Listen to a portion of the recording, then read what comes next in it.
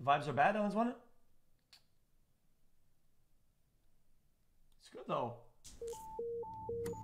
Fifth alarm. Working structure fire. 7741 Liberty Road Drive. It's 9 a.m. on May 18th, 2024. Residents of Charlotte, North Carolina wake up to the smell and sight of black smoke billowing up into the sky.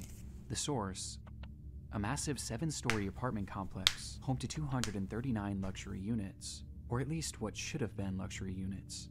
At the time, the structure was still under construction, meaning that thankfully no residents were living there. But this in and of itself presented 2 major problems. The first was that, in its current state, the top 5 floors were primarily just the bones of the structure, made almost entirely of wood and insulation, making the building as a whole extremely flammable, meaning that although the fire had started out relatively small, it was quickly going to consume the entire complex if it wasn't put out quickly. Which brings us to the second and even more glaring problem. The building was actively under construction when the fire started, and that morning 17 construction workers had clocked in, all of whom were now in grave danger. 17 dead. And by the time the firefighters arrived on the scene, Fun way to start the day. Hey, what a great little video here. the situation was already dire.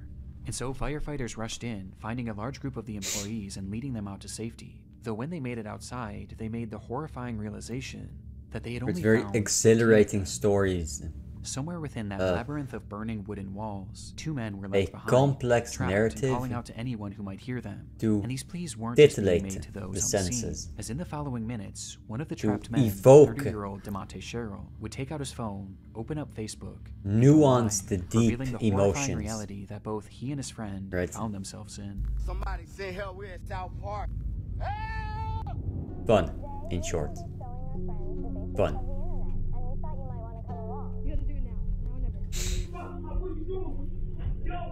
If you own a computer, here's how to get the most out of it. Watch this, watch this, watch this.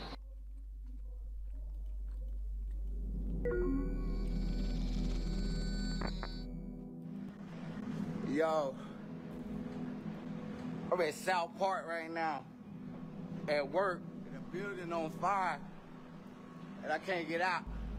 The stream showed DeMonte Sherrill and his friend Reuben Holmes somewhere deep within the prospective apartment complex, and though the fire hadn't yet reached them, the smoke certainly had, blanketing them in a thick impenetrable fog, not only making breathing extremely difficult, but also making it nearly impossible for rescuers to see them. It's getting harder and harder for them to see us. We're gonna have to stand out here and see.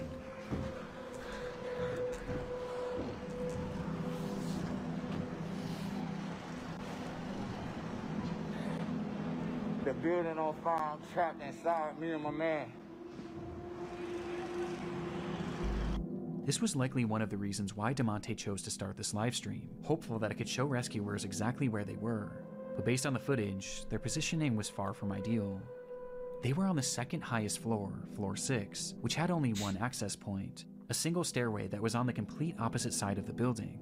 And based on their testimony in the footage, something had clearly blocked their path to that one remaining exit, meaning that the only other way out would be to jump. Though at 6 stories in the air, and falling into what would likely be the heart of the fire, this would have meant certain death. There was quite literally nowhere for them to go. Rescue was their only hope.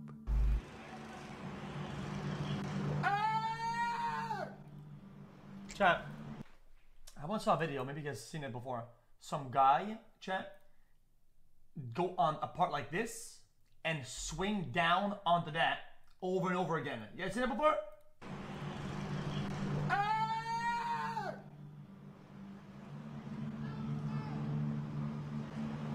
Not a movie. Not a movie. It's a real fire.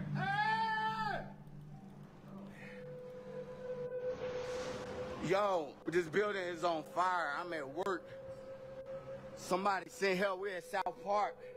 Seemingly realizing this, DeMonte began to grow more desperate, yelling out into the void of smoke, while Reuben can be seen in the background waving his phone flashlight, with both men doing anything they could to help rescuers find them. Before... The Kanye West?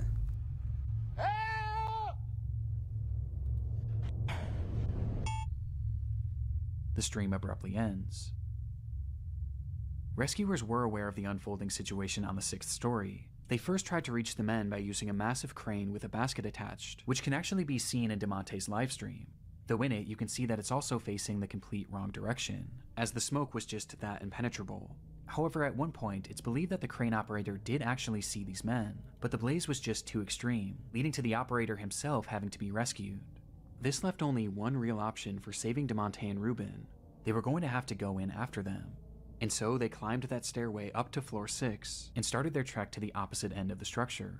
Though before they could even make it halfway, the rescuers were relegated to a slow crawl, as the inferno around them raged more and more intensely, and the smoke grew thicker and thicker. Though that's when they began to hear screaming. Somewhere lost in that maze, Ruben and DeMonte were yelling as loud as they could for help. This sound was a sign that they were getting close, though just then rescuers would be met with another sound.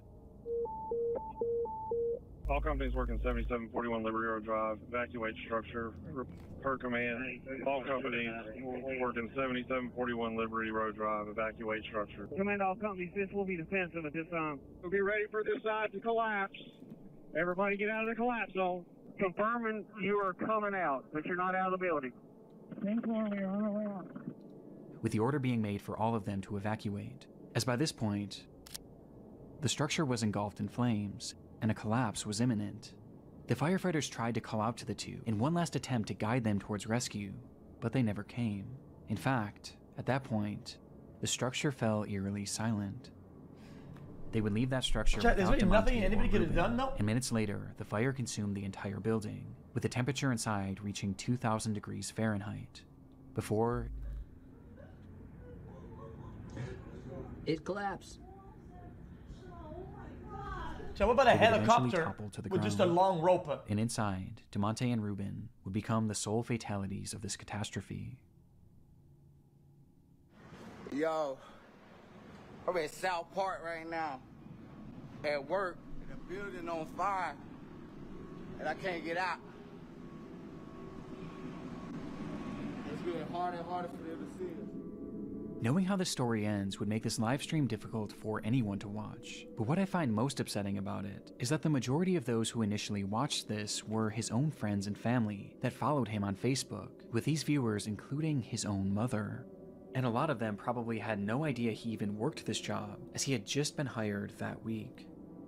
His brother had also caught the stream as it was happening and actually rushed over to the scene where he pleaded with the firefighters to watch the footage. But despite doing the best they could, there was just too much working against them to save DeMonte and Ruben. Following an investigation into the fire, it was discovered that the crew was using an organic foam insulation, which was known to be extremely flammable and produce thick black smoke. And this became deadly when the machine used to spray that insulation. I feel like sometimes, listen, this comes from a dumbass bystander like me, okay? There are things that are kind of creative that people don't think about, and they could have done something for sure. There's no shot in an open side building like that. There's nothing anybody can do. There's definitely some shit that we could have come up with that actually just works. Come on, bro. Come on, bro. Caught fire, sending the whole building up in flames, where they had yet to install any sort of smoke detector or alarm system to alert the crew of a fire. Making matters worse, there had been a temporary set of stairs made right where the two men had been trapped. A relay of hook and ladders or some shit with a rope attached to the top and then they go down.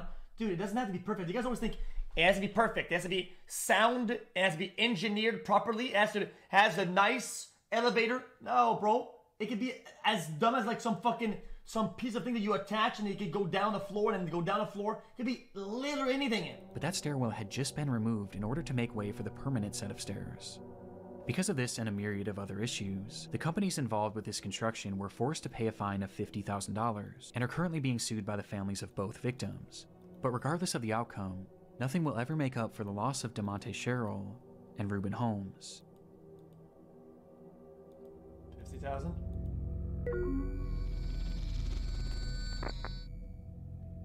Things were getting concerning.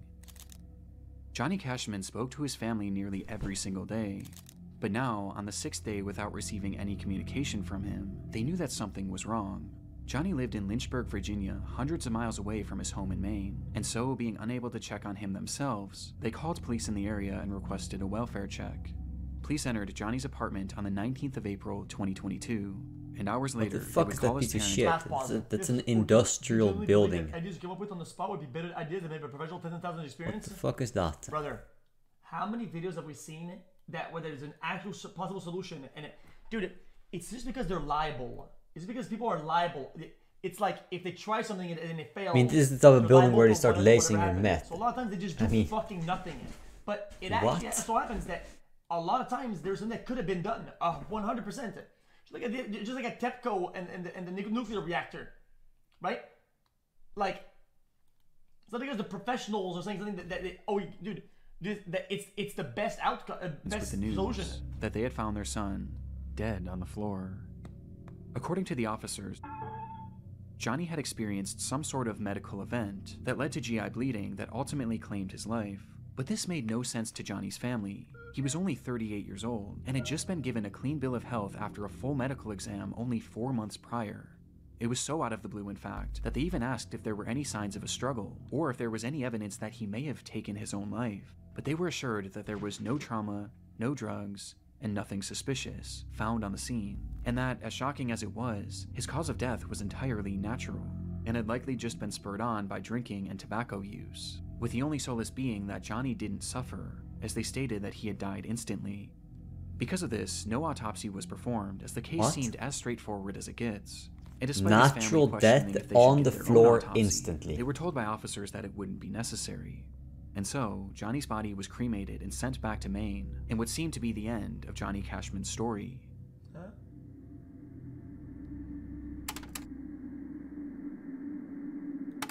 10 days after Johnny's body was discovered, his ex-girlfriend and her mother made their way back to his apartment in order to retrieve some of her belongings. She knew that re-entering the space was going to be difficult, but ultimately there was no way she could have prepared for what was waiting for her inside. There was blood everywhere. It was pooled in the bathrooms, wiped on doors, spread all over the living space, and was even found on a chair and a banister. But the most horrifying part of it all was the walls. They were covered in splattered blood, which revealed long streaking handprints. It was something straight out of a horror movie, and although Johnny's cause of death was deemed natural, what they found in that apartment seemed anything but. Traumatized by what they were witnessing, the pair snapped multiple photos of the bloodshed and ran out of the unit, directly into Johnny's neighbor. This neighbor revealed that they believed something far worse than a medical emergency had happened to Johnny, as they had a security camera mounted to their door which faced Johnny's unit, and on the day of his passing, it captured something incredibly disturbing. Show it. Show it, show it, show it. Yes. The footage shows Johnny making his way up the flight of stairs leading to his apartment at around 3:03 p.m.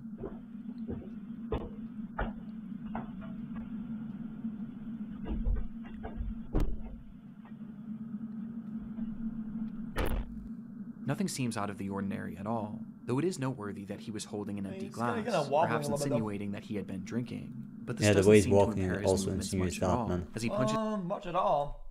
What do you mean it doesn't say nothing impair? seems out of Look the at how he's ordinary at all. walking, man. He looked Though it is drunk as noteworthy shit. that he was holding an empty glass, perhaps insinuating I mean, that he he's had been zigzagging drinking. But this doesn't seem to impair his movements much at all, No. as he punches in the code and enters his home, just as he did every other day. But moments later, something happens inside that unit, and while it goes unseen, it doesn't go unheard.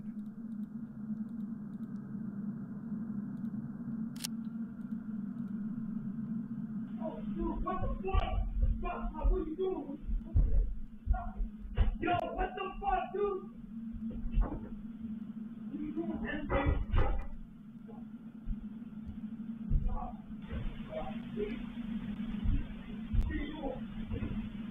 What are you doing, man?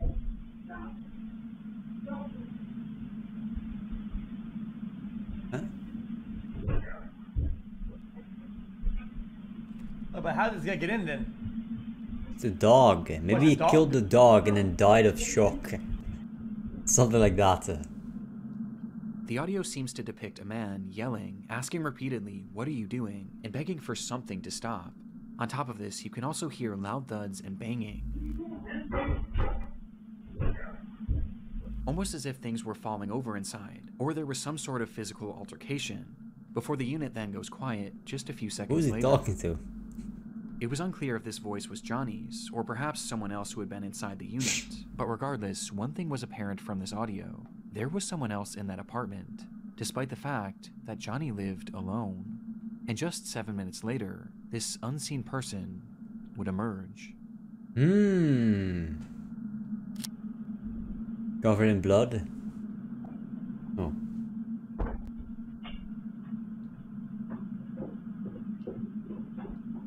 This clearly wasn't Johnny, and after leaving the unit, the anonymous man nearly makes it out of the building before he seems to change his mind.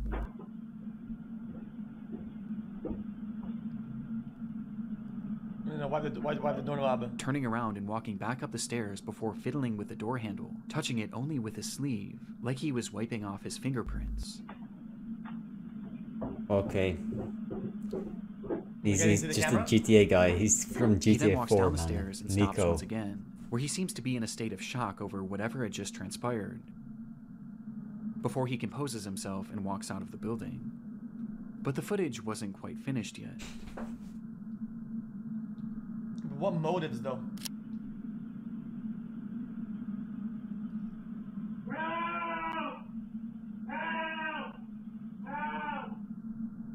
Just 1 minute later, you can hear Johnny shouting for help from inside the apartment, to which moments after, he stops, and no further sound or activity would come from Johnny's unit until police arrived 5 days later. The footage and the scene at the apartment seemed to contradict what Johnny's family had been told about his death. The blood all over made it obvious that Johnny's death had not happened in an instant. And this, coupled by the presence of this unknown man who was clearly distraught and wiping off his fingerprints, as well as the sound of the apparent struggle inside, seemed to point towards something much more sinister than what was initially conveyed to the family. But even with this footage, police still believed that Johnny's death was due to a medical emergency, as they quickly changed their initial story, saying that the blood spread was due to uncontrollable vomiting, and that Johnny had in fact likely suffered, at least for a short while. But this medical emergency wasn't elaborated on, as they didn't truly know what caused it, as no autopsy was ever performed, nor could one ever be performed, as by this point, Johnny was already cremated, and cremated because of the officer's initial statements. So if Johnny had actually been murdered, which the footage does seem to suggest, Chat. there was now virtual... I have a question, chat. What if a department or whatever, of police or whatever, you know, they kind of just sweep it into the rug or whatever. Does it escalate further if from just like, let's say, like a civilian request or whatever? If civilians go like, yo, dude, this is like cooked, and then the department goes like, you know what, shit just kind of happened, is what it is, see ya, or whatever. Does it not go further up the chain? Actually no way to prove it. And what makes this even more frustrating is that law enforcement already had this footage. It was collected that very day, and they either didn't fully look through it or didn't think that this was overly suspicious. But everyone else surely did. And soon this video began making the rounds online, leading to one glaring question being asked. Who is this man? As no one in Johnny's life recognized him. Well, it wouldn't be until May 11th that investigators would finally ID him as Stephen Church, and upon being questioned, he revealed that he had moved to Lynchburg for work, but the opportunity he had lined up fell through shortly after he arrived, leaving him with no money and without a place to stay, which is when he met Johnny, who offered to let him crash on his couch. He supposedly stayed with Johnny for 3 days, and described Johnny as an alcoholic who drank constantly, including on that fateful day. When Johnny arrived home, Stephen claims that he started drunkenly yelling at him about paying rent, which led to the two getting into a verbal altercation. But he insisted that this altercation never turned physical, and that he left immediately after, to which he quickly went back to clean his prints because he was afraid that Johnny would try and have him arrested for squatting. And having already racked up 2 felonies in his life, Stephen was paranoid about going back to jail. But when Stephen was leaving, he did mention seeing Johnny hunched over the toilet as if he were going to vomit, but he claims to have left before this so-called medical emergency started. This is the gist of Stephen's account from that day, but the problem is, it doesn't really match up with what we're hearing in the video. What the fuck? What are you doing? Yo, what the fuck, dude? From the footage, we can hear everything going on in that unit, but at no point do we hear any sort of an argument, nor do we hear anything about rent, with the phrases lending themselves more to a physical struggle rather than a verbal one. In fact, the whole time it appears that we're only hearing one voice. But there is an exception.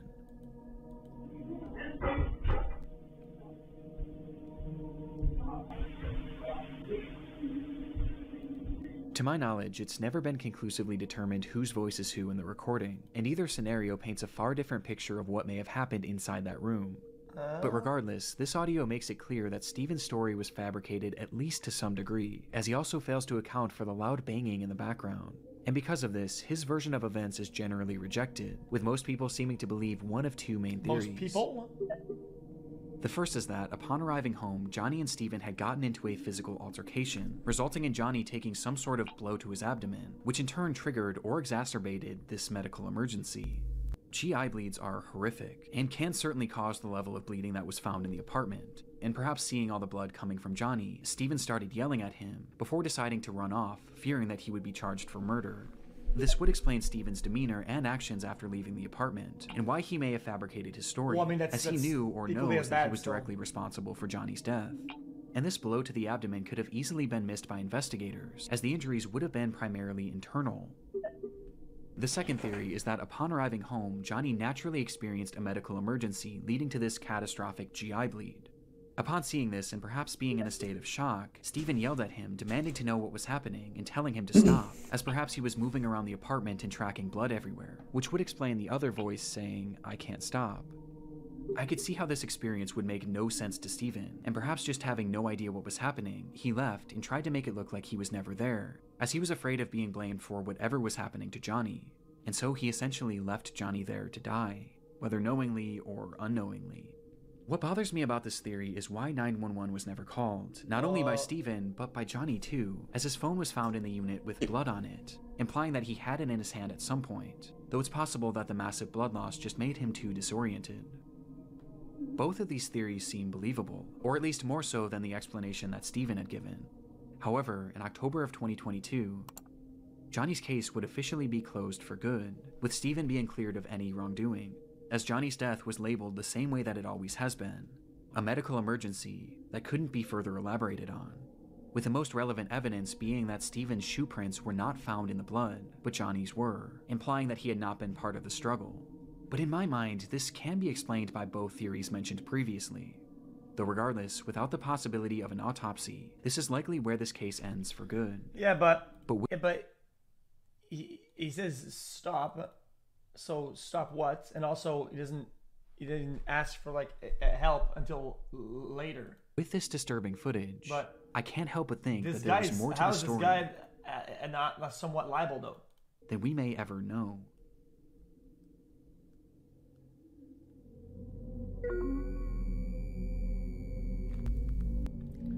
It was around 7:30 a.m. on a warm July morning back in 2019. 17-year-olds Bethany Martin and a 16-year-old friend decide to walk to a gas station near their home in San Antonio, Texas.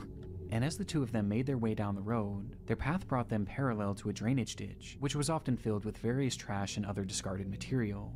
But on this day, something far more interesting caught their eye.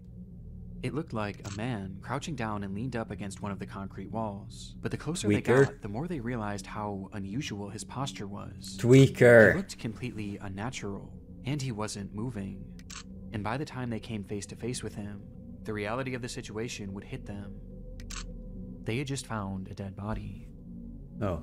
This discovery was enough to traumatize anyone, especially two teenagers, and upon calling the police and being sent on their way, Bethany and her friend would make the long walk back home contemplating what to do next, before they eventually landed on the idea of sharing their experience with the world. And so, as soon as they got in the door, they began to set up lights and their camera in order to film a TikTok. What?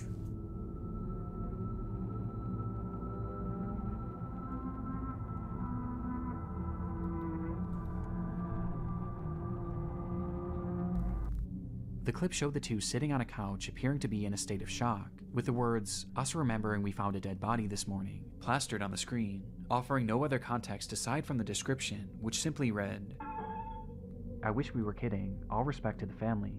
Respect what? Some offered sympathy for the girls, while others viewed their post as insensitive and exploitative. But others weren't even convinced it was real, partially due to this glaring lack of context. But any doubt of this post's legitimacy would be quickly thwarted by a discovery made not even one full day later, but did they not call the police, as it was though? revealed that this recording hadn't actually been the only video that these two girls had made on that fateful day.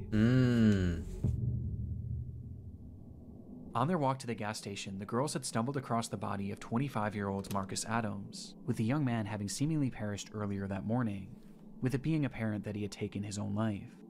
But upon finding Marcus, the girls weren't actually overwhelmed with sadness or even shock, as instead their focus immediately went to something far different, as something on the man's body had caught their attention. His necklace. The girls really liked it. In fact, the unnamed 16-year-old had said that it matched her fashion perfectly. What? And so, before police arrived, the two would once again pull out their phone and start recording, showing Bethany approaching the body with her intention being to grab his necklace. Which she eventually does, removing the medallion and giving it to her friend, before tossing the chain into the grass nearby, leading to the girls running away from the scene. The 16-year-old would then post that video onto her Snapchat story, for all of her close friends to see. And they don't call the police, though? I can't show the footage for obvious reasons, but it's truly awful. And just based on the audio alone, you can tell that they're very obviously having fun doing this. You gotta do it now. Now or never. Here, hold me. I got it. Oh my god. Oh my god. Oh my god. Oh my god. Oh my god.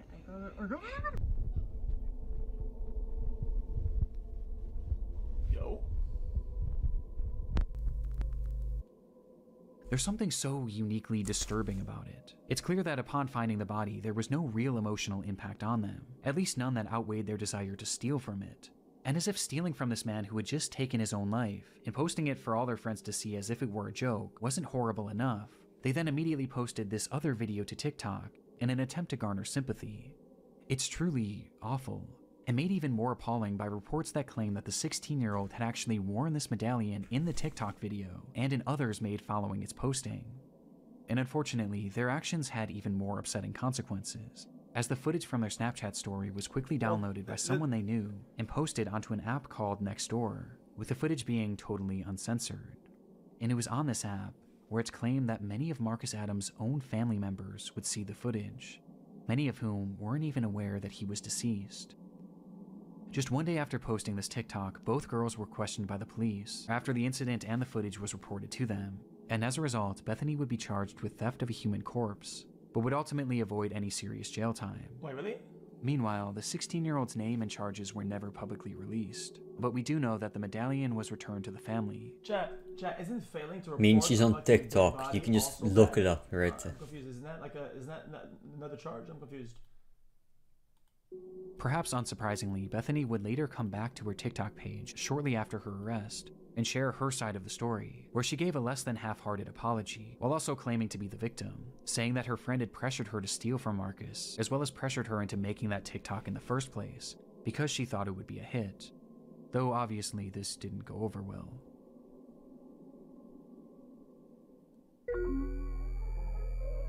Oh, that's awful. John Ellie. On December 20th, 1984, 12-year-old Janelle Matthews disappeared from her home in Greeley, Colorado in the evening hours.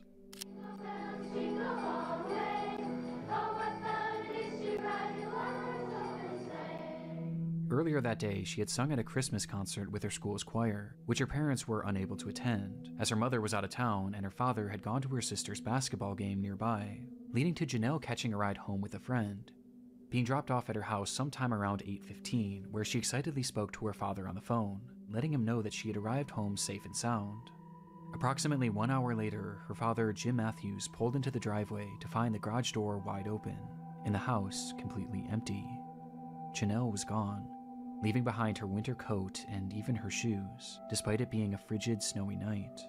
And it was within that snow that was quickly piling up that lie one of the only real clues left behind at the scene.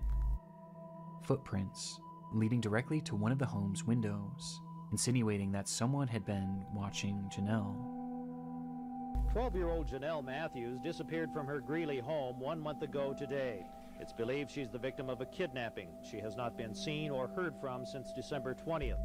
Her disappearance became a big news story almost immediately, with the whole community and really the What whole is it with country glass becoming invested sideways? in the fate of this girl, thanks in large part to her being one of the very first milk carton kids, meaning that her face and information about her disappearance was shown on countless milk cartons all across the country to get the word out. And as a result, this case became huge in the mainstream media, as even politicians began to make note of Janelle's story, with then-President Ronald Reagan mentioning the girl in one of his speeches. I learned about Jonelle Matthews of Greeley, Colorado, 5 days before Christmas. Jonelle disappeared from her home. Though even with this publicity, this didn't necessarily guarantee results, and soon months would turn to years, and eventually to decades. And all the while, Jonelle's whereabouts remained a complete mystery. Eventually, the rise of the internet would start to play a key role in this case, where even in the late 2010s, over 3 decades after she had vanished, her case was still being shared and still being discussed, just as it had been 3 decades prior. Oh yeah, they with it use still AI being a to point see of how it contention would for politicians, develop even as the recently face. as 2019. When a man running for governor of Idaho mentioned her disappearance in a Facebook post, 35 full years later. Regardless of Jonelle's whereabouts, her case was still very much alive, as the world, and especially Jonelle's parents, were haunted by the question, what happened to Jonelle Matthews? But sure enough, in late 2019, they would finally get their answer. Bones found in Weld County earlier this week appeared to bring an end to a 3-decade-long search for a missing 12-year-old girl. The Greeley Tribune is reporting they are those of Jonelle Matthews.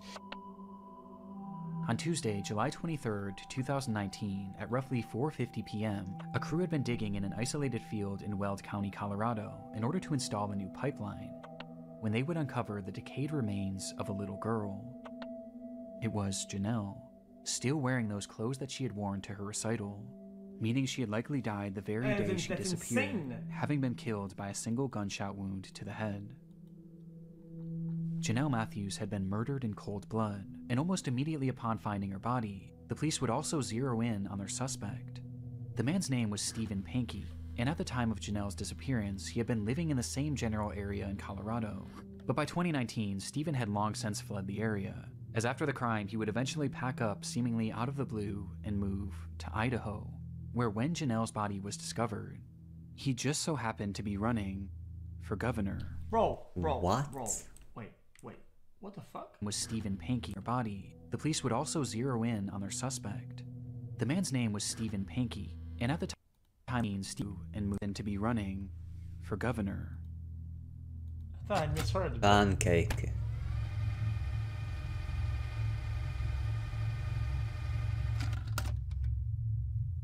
And during his campaign, Pankey had put out a bizarre Facebook post about Jonelle, calling for the Colorado DA to oversee a fresh investigation, as he stated that the local police had wrongly been focused on the theory that Jonelle's disappearance was a child abduction and murder, which was quite convenient, as just a few months after posting this, he would be arrested for the abduction and murder of Jonelle Matthews. What? Police believe that Jonelle had first caught Stephen's eye when he was working as a janitor at the church she attended, with this leading to him stalking her and eventually abducting her on that fateful night, where he threw Jonelle in his car and ultimately ended her life, for no reason other than his sick satisfaction. He then proceeded to bury her in a field 20 miles away, in a spot that he was certain no one would ever find her. Now, the evidence supporting this is mainly circumstantial, but it is incredibly concerning. Just one day after Jonelle's abduction, Pankey decided to take his wife to California in order to celebrate the holidays with his parents, with this trip being completely unplanned, as his wife was only told of it literally the day of. And making things stranger, when they returned home, Stephen's car conveniently caught fire and was burned to a crisp, to which he offered no explanation for. But in response, he would take the car to a local scrapyard where it would be even further destroyed, taking any potential evidence along with it. But while this is all strange enough, police say that the main indicator that Stephen was their man was his clear obsession with Jonelle's case. Shortly after the slaying, Stephen began listening and watching any news reports he could on Jonelle's case, while also having his wife read every single article about the missing girl out loud, to which he would often have her repeat them over and over again. But his obsession didn't stop there, as he would then start frequently calling the police, wanting to talk to them about the case, even going as far as to give them potential leads, as he claimed to be fearful that he was going to be blamed for the crime, despite having seemingly never even met her. And it was during some of these many unusual phone calls that he was said to have given details on her disappearance that were never actually made public. His obsession was entirely uncanny, bringing up her disappearance at random even decades later, with his Facebook post being a perfect example. And as it turns out, one of Stephen's most incriminating statements came as a result of something he mentioned in that infamous message. Self-report, Andy. In it, Stephen says that his son Carl had been murdered in 2008, which is in fact true, as the murder was actually fully solved, with it being confirmed that Stephen had nothing to do with it. But when he was mourning the loss of Carl, something unusual happened. His now ex-wife recalled that following Carl's death, Pinky never once cried, until the day before his memorial service, where she watched him from a distance walk up to their son's urn and begin to sob, eventually blurting out, "I hope God didn't allow this to happen because of Janelle Matthews." Despite maintaining his innocence to this day, Pinky was sentenced to life in prison with the possibility of parole in 2040, his conviction coming 12,634 days after Janelle Matthews' disappearance, with Pinky's cryptic Facebook post serving as a dark relic of his twisted obsession that would eventually expose him as Janelle. So how did they get him then? Is it just all the circumstantial shit is like overwhelming and it's just gonna like de facto win? I don't know how that works.